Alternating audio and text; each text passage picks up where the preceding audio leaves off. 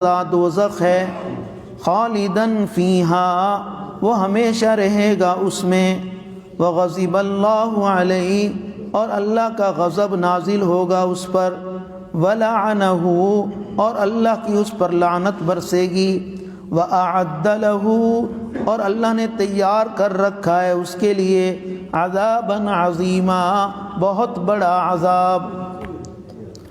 کل کے درس میں ہم نے قتل خطا کے بارے میں پڑھا تھا کہ قتل خطا، کہ غلطی سے قتل ہو جائے، انسان کا ارادہ تو نہیں تھا قتل کرنے کا، یہ تو شکار کر رہا تھا لیکن بجائے شکار پر گولی لگنے کے انسان کو لگ گئی ہے، یا اس کی گاڑی کے نیچے کوئی اچانک بندہ آ گیا اور وہ مر گیا۔ قتل کی خطا کی صورتیں کئی بیان کی ہیں کل، تو قتل خطا کے بارے میں ہم نے پڑھا ہے کہ اس کا کیا حکم ہے۔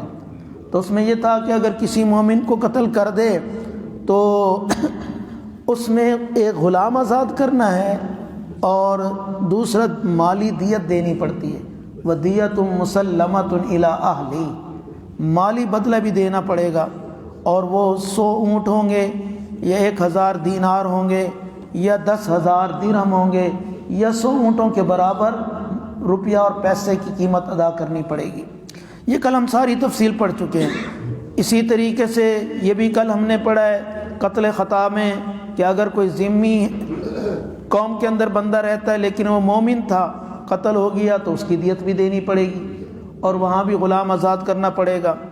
اور اگر وہ کافر قوم میں رہتا ہے، دارالحرم میں رہتا ہے، ہندوستان کا رہنے والا ہے، ہندوستان دارالاسلام نہیں ہے، دارالحرم ہے، اب یہاں بارڈر پر کوئی مومن کھڑا ہوا تھا ہندوستان کا مسلمان، وہ قتل ہو گیا، تو اس صورت میں صرف دیت ادا نہیں ہوگی بلکہ غلام آزاد کرنا پڑے گا، کیونکہ اس کے ورثہ سب کافر ہیں، تو کافر جو وہ وارث بنتا نہیں ہے، اس لیے وہاں دیت بھی ادا نہیں ہوگی۔ کل ہم ساری تفصیل پڑھ چکے ہیں۔ اور یہ بھی کل ہم نے پڑھا ہے کہ آج کل تو غلام نہیں ہے، باندھی نہیں ہے، لونڈا بھی نہیں ہے، تو پھر کیا کریں گے؟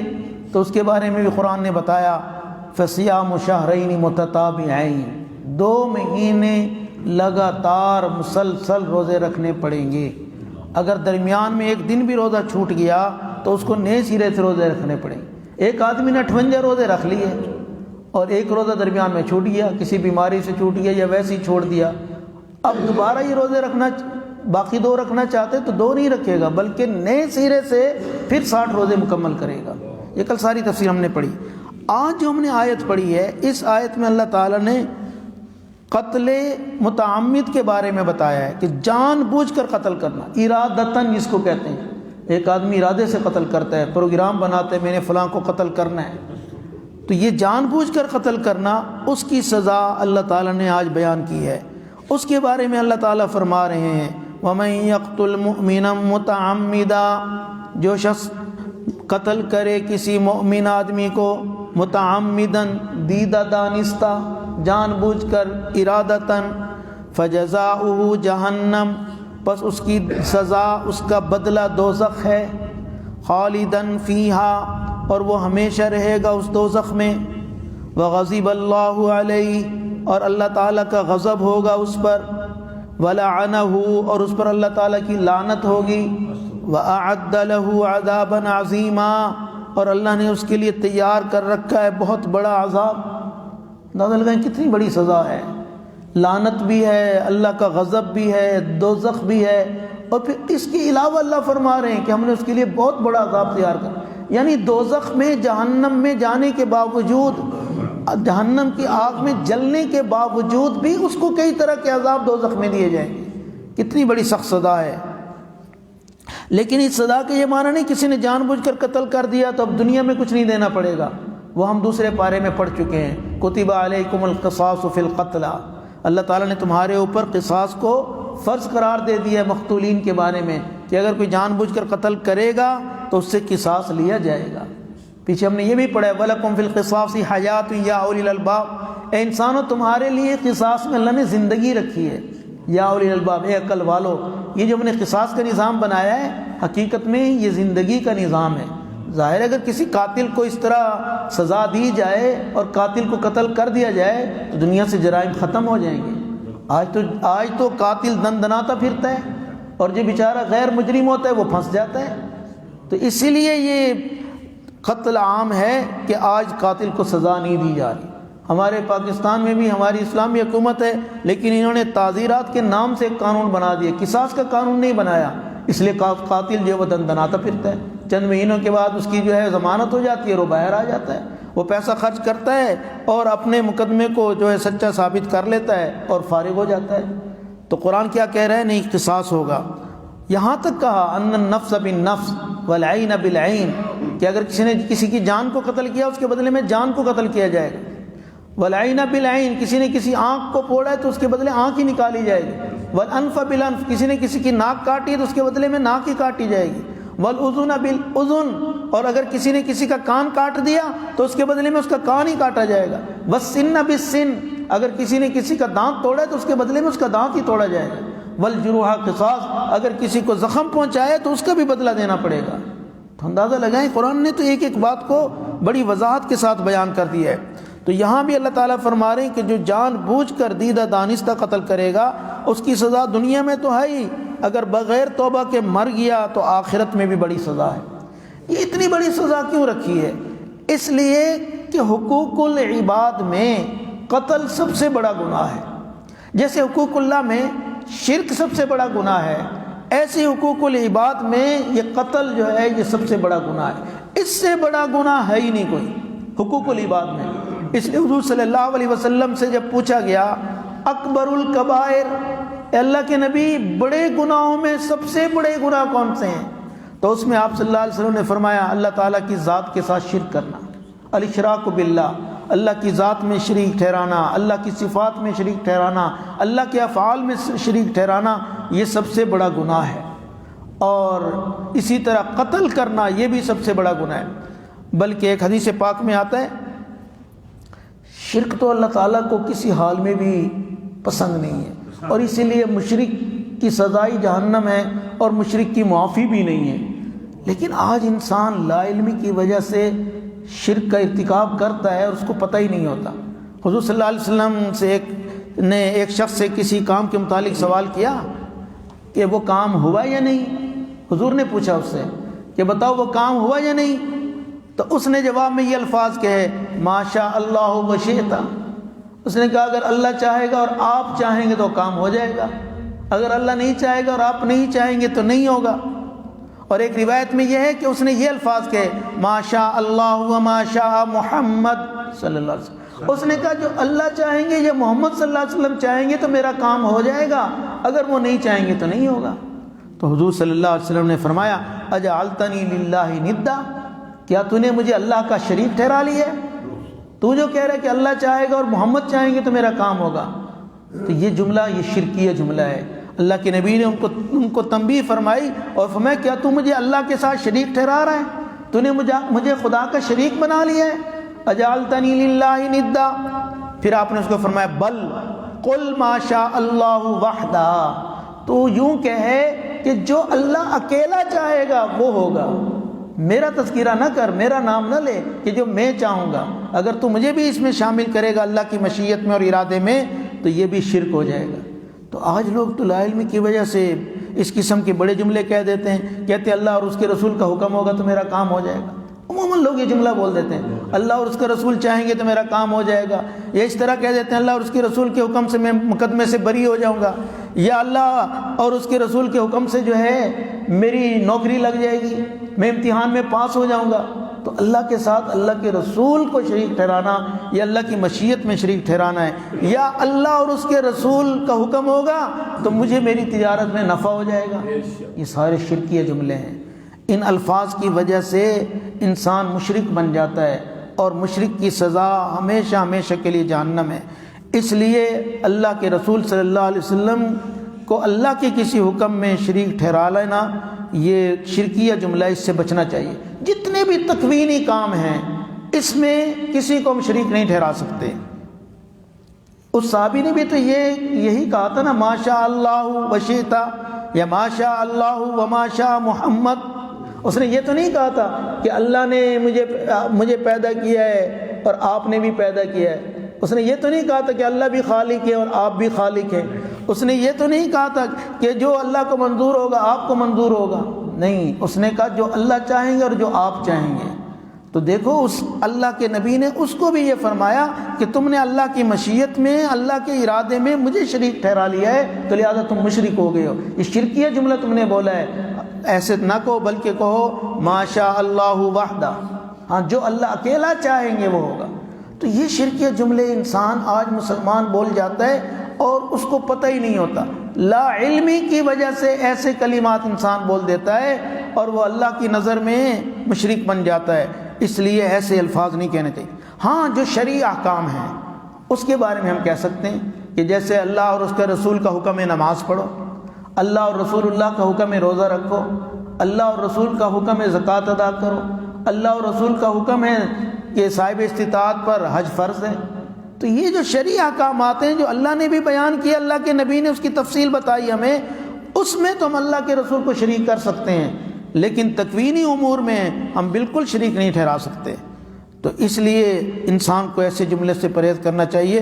تو بعد میں یہ عرض کر رہا تھا کہ یہ شرک جو ہے نا یہ بہت بڑا گناہ ہے، اور شرک کے بعد جو سب سے بڑا گناہ ہے وہ کیا ہے؟ وہ بدعت ہے۔ یہ بدعت بھی بڑا گناہ ہے۔ آج تو ہم نے اس کو معمولی چیز سمجھ لیا ہے نا۔ علماء فقہاء نے یہاں تک لکھا ہے کہ اگر ایک آدمی مسجد میں اور محراب میں، جہاں امام نماز پڑھاتا ہے، محراب میں بیٹھ کر 100 بوتلیں شراب کی پی لے تو وہ کتنا بڑا گناہ کرتا ہے۔ شراب پینا تو ویسے ہی حرام ہے، شراب تو بازار میں بیٹھ کر پیے تب بھی گناہ بڑا ہے، گھر میں پیے تب بھی بڑا گناہ ہے، لیکن اگر مسجد میں پیے گا تو کتنا اس سے بھی بڑھ جائے گا گناہ۔ اور پھر مسجد میں بھی محراب میں بیٹھ کر پیے، پھر ایک بوتل نہیں 100 بوتلیں پیے تو کتنا بڑا گناہ ہوگا۔ علماء نے لکھا ایک بدعت کا گناہ اس سے بھی بڑا ہے۔ شرک کے بعد یہ بدعت والا گناہ بہت بڑا ہے، لیکن آج ہم اچھے دیندار لوگ بدعت میں شریک ہوتے ہیں اور ہم کہتے ہیں اس میں کون سا حرج ہے، اور یہ کیا کریں جی، برادری کو منہ بھی تو دکھانا ہے۔ میرے دوستو یہ بہت بڑا گناہ ہے، اور ہم اس میں دین والے ہیں، ہم نمازی لوگ، ہم اس میں مبتلا ہیں۔ اس لیے بدعت کے گناہ سے بچنا چاہیے، بہت بڑا گناہ ہے۔ اور اس کی وجہ کیا ہے کہ جو آدمی شراب پی رہا ہے نا وہ ایک ذاتی گناہ کر رہا ہے، وہ سمجھ رہا ہے شراب پینے والا میں گناہ کر رہا ہوں، لیکن جو آدمی بدعت کا ارتکاب کر رہا ہے وہ تو دین کا نقشہ ہی بدل رہا ہے، وہ بدعت کو دین سمجھ کر رہا ہے۔ اس لیے اس کا گناہ جو ہے 100 شراب کی بوتلیں محراب میں پینے سے بھی بڑا گناہ ہے، ایک بدعت کا گناہ۔ تو اس لیے شرک کے بعد بدعت سے انسان کو بچنا چاہیے، اور یاد رکھیے کہ یہ بدعتی کے بارے میں اللہ کے نبی نے فرمایا کہ اللہ اس پر توبہ کا دروازہ بند کر دیتے ہیں۔ یہ بدعت ایک ایسی نحوست ہے کہ اس کو موت تک توبہ کی توفیق نہیں ملتی بدعتی انسان کو۔ اللہ تعالیٰ بدعتی آدمی پر توبہ کا دروازہ بند کر دیتے ہیں۔ آج تو ہم بڑے آرام سے بدعت میں شامل ہوتے ہیں اور بدعتیوں کے پیچھے بڑے آرام سے نماز بھی پڑھ لیتے ہیں، کہتے ہیں کیا حرج ہے، اچھے دین والے۔ بدعتی کی تو توبہ کی توفیق نہیں ہوتی، بدعتی کے اوپر تو دروازہ ہی بند ہو چکا ہے توبہ کا، اور ہم بڑے آرام سے اپنی نمازیں بھی ضائع کرتے ہیں اور بڑے آرام سے ہم بدعات میں بھی شریک ہوتے ہیں۔ غمی کی بدعات دیکھ لیں، موت کی بدعات دیکھ لیں کس قدر زیادہ ہیں، لیکن ہم سب اس میں شامل ہوتے ہیں۔ تو اس لیے ہمیں چاہیے کہ ہم شرکیہ جملوں سے بھی پرہیز کریں، ایسی بات زبان سے نہ نکالیں جس سے شرک ثابت ہو جائے، اور بدعات سے بھی اپنے آپ کو بچائیں۔ شرک کے بعد بدعت کا بڑا گناہ ہے، اور حقوق العباد میں جو سب سے بڑا گناہ ہے، جس گناہ کے بارے میں آج ہم پڑھ رہے ہیں، وہ قتل عمد ہے۔ جان بوجھ کر قتل کرنا یہ بہت بڑا گناہ ہے، اور کیا قرآن کہہ رہا ہے؟ فجزاؤہ جہنم، اس کی سزا دوزخ ہے، خالدن فیہا، ہمیشہ رہے گا۔ حضرت سیدنا عبداللہ بن عباس رضی اللہ عنہ تو فرماتے ہیں، ان کا عقیدہ یہ ہے، وہ فرماتے ہیں چونکہ قرآن یہ کہتا ہے کہ یہ ہمیشہ جہنم میں رہے گا، لہذا جو قتل عمد کر رہا ہے یہ ہمیشہ جہنم میں رہے گا۔ لیکن دوسرے جمہور صحابہ اور باقی ائمہ کرام اور مفتیان کرام اور امت کے سارے علماء وہ فرماتے ہیں کہ اگر تو یہ قتل کرنے والا مومن ہے، اس کے دل میں توحید ہے، مشرک نہیں ہے، اور اس نے قتل گناہ سمجھ کر کیا ہے، حلال سمجھ کر نہیں کیا، جائز سمجھ کر نہیں کیا، گناہ سمجھ کر کیا ہے، پھر تو فرمایا کہ یہ کافی دیر تک جہنم میں رہے گا، لیکن ایک وقت آئے گا اس کو جہنم سے نکال لیا جائے گا، کیونکہ اس کے اندر ذرہ برابر ایمان موجود ہے۔ فقد استحل حراما فقد کفر، ہاں جس نے اس حرام کو حلال سمجھا، جیسے آج لوگ تو قتل کو گناہ ہی نہیں سمجھ رہے، بڑی معمولی چیز سمجھ رہے ہیں، تو اس کا مطلب یہ انہوں نے حرام کو حلال سمجھ لیا ہے۔ تو اگر حرام کو حلال سمجھ کر کرے گا تو پھر یہ فقط کفر، یہ پکا کافر ہو گیا، اور کافر کی سزا تو ہمیشہ جہنم ہے، تو ابدی جہنم میں رہے گا۔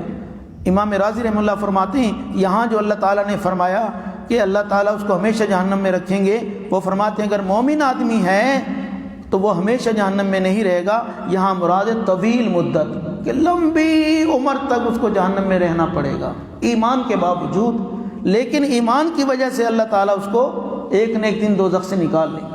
جیسے امام ترمذی رحمہ اللہ فرماتے ہیں، وہ فرماتے ان اہل التوحید لا یخلدون فی النار، کہ جو توحید والے ہیں یہ کبھی بھی ہمیشہ ہمیشہ جہنم میں نہیں رہیں گے، موحد آدمی ایک نہ ایک دن جہنم سے نکال لیا جائے گا۔ اس لیے کہتے ہیں اللہ تعالیٰ سے انسان ہر وقت دعا کرے اللہ ہمارا خاتمہ توحید پر کر دے، اللہ خاتمہ ایمان پر کر دے۔ خاتمہ ایمان پر ہو گیا نا تو ایک نہ ایک دن جنت میں ضرور چلے جائیں گے، اور اگر خدا نہ خواستہ خاتمہ بے ایمانی پر ہوا، کفر کی حالت میں ہو گیا، شرک کی حالت میں ہو گیا، تو پھر ہمیشہ ہمیشہ کے لیے جہنم ہے۔ تو اس آیت میں اللہ تعالیٰ یہی بات ارشاد فرما رہے ہیں وَمَن يَقْتُلْ مُؤْمِنًا مُتَعَمِّدًا، جو شخص قتل کرے کسی مسلمان کو جان بوجھ کر، فَجَزَاؤُهُ جَهَنَّمُ، پس اس کا بدلہ دوزخ ہے، خالداً فیہا، وہ ہمیشہ دوزخ میں رہے گا۔ تو ہمیشہ سے کیا مراد؟ لمبا زمانہ رہے گا، مومن ہونے کے باوجود لمبا زمانہ رہے گا۔ اور اگر اس نے قتل کو حلال سمجھا، جائز سمجھ کر قتل کیا، قتل کو گناہ ہی نہیں سمجھا، پھر ہمیشہ ہمیشہ جہنم میں رہے گا۔ وغضب اللہ علیہ، اور اللہ کا غضب ہوگا اس پر۔ ظاہر ہے جس پر اللہ کا غضب ہو گیا وہ تو ناکام ہو گیا، وہ تو نامراد ہو گیا۔ ولعنہ، اور اس پر اللہ کی لعنت ہوگی۔ وأعد له، اور اللہ نے تیار کر رکھا ہے اس کے لیے عذابا عظیما، بہت بڑا عذاب۔ اللہ ہم سب کو ہر قسم کے کبیرہ گناہوں سے محفوظ فرمائے، اللہ تعالی ہر طرح کی اپنی نافرمانی سے ہمیں بچائے۔ الحمدللہ رب العالمین، ربنا آتنا فی الدنیا حسنہ وفی الآخرۃ حسنہ وقنا عذاب النار۔ اے اللہ ہم سب کے حال پر رحم فرما، کرم فرما، فضل فرما، اپنی محبت، اپنا تعلق، اپنی لقاء، اپنی رضا، اپنی معرفت نصیب فرما۔ میرے اللہ ہمیں گناہوں سے پاک زندگی عطا فرما، معصیت سے خالی زندگی نصیب فرما، نیکی تقوی والی زندگی عطا فرما، نیکی تقوی سے بھرپور زندگی نصیب فرما، ہر حال میں اپنی فرما برداری کی توفیق نصیب فرما۔ اللہ ہمیں اپنے شکر گزار بندوں میں شامل فرما، ہمیں اپنی ناقدری سے، ناشکری سے محفوظ فرما۔ اللہ آپ نے جو ہم پر احسانات فرمائے، انعامات دیے، نعمتیں عطا کیں، اللہ ہمیں ان نعمتوں پر ہمیشہ شکر ادا کرنے کی توفیق عطا فرما، نعمتوں کی ناقدری سے محفوظ فرما۔ اللہ اس سے پہلے کہ یہ نعمتیں ہم سے چھن جائیں، نعمتیں چھن جانے سے پہلے ہمیں شکر ادا کرنے کی توفیق نصیب فرما، نعمتوں کی قدر دانی کی توفیق نصیب فرما۔ میرے اللہ ہمیں ہر طرح کی نافرمانی سے محفوظ فرما۔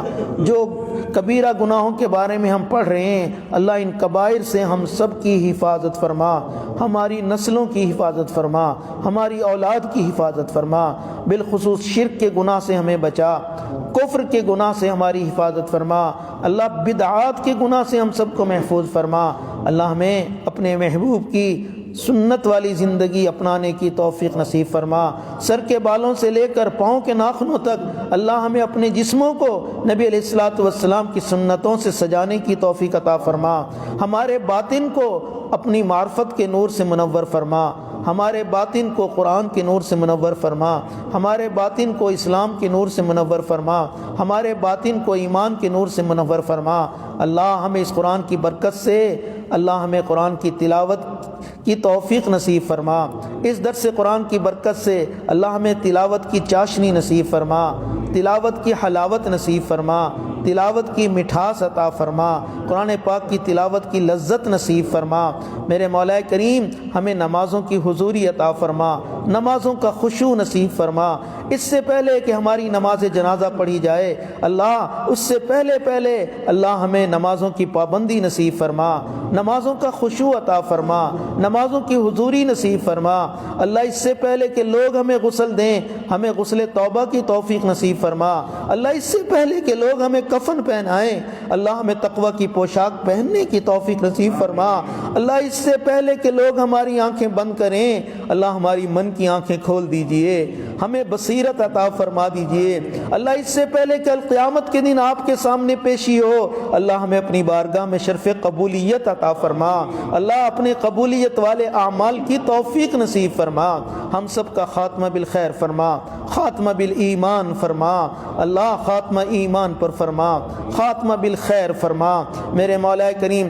ہمارے والدین، ہمارے اساتذہ، ہمارے مشائخ، ہمارے اکابر اللہ، ہمارے بڑے، ہمارے عزیز و اقارب، ہمارے دوست احباب، ہماری مسجد کے نمازی اللہ، ہمارے محلے والے، ہمارے پڑوسی جو دنیا سے چلے گئے، قبروں میں پہنچ چکے، سب کی بخشش فرما دے اللہ، سب کی بخشش فرما دے، سب کی قبروں کو ٹھنڈا کر دے، کشادہ کر دے، سب کو جنت الفردوس میں اعلیٰ مقام عطا فرما دے اللہ۔ جن کی آپ نے مغفرت کر دی ان کے درجات کو بلند فرما دے میرے مولا کریم۔ اپنی رحمت سے ہم سب کی دعاؤں کو قبول فرما اللہ۔ صبح و سویرے کا وقت ہے، رحمتیں اور برکتیں نازل ہو رہی ہیں اللہ، ان برکتوں سے ہمیں مالا مال کر دیجئے اللہ۔ ہم سب کو دنیا میں بھی عافیت والی زندگی عطا فرما، موت بھی عافیت والی نصیب فرما، قبر میں بھی عافیت کا معاملہ فرما اللہ، قیامت کے دن بھی عافیت والا معاملہ فرما، اور عافیت کے ساتھ ہم سب کو جنت الفردوس میں داخلہ نصیب فرما۔